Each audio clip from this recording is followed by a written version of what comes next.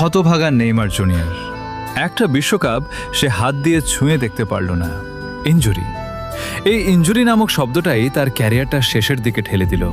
বারবার যখন সে ফিরে আসতে চেয়েছে, বারবার ইনজুরি এসে তাকে থামিয়ে দিয়েছে।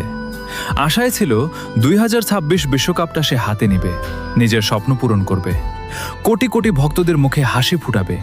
কিন্তু সেই স্বপ্নটা হয়তো আর পূরণ হবে না, কারণ নেইমারকে নাকি 2026 বিশ্বকাপের দলে ডাক দেওয়া হবে না।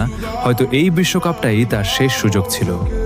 আর যদি এই সুযোগটাও হাতছাড়া হয়ে যায়, হয়তো বিশ্বকাপ ছাড়াই একদিন ফুটবল থেকে বিদায় নিতে হবে।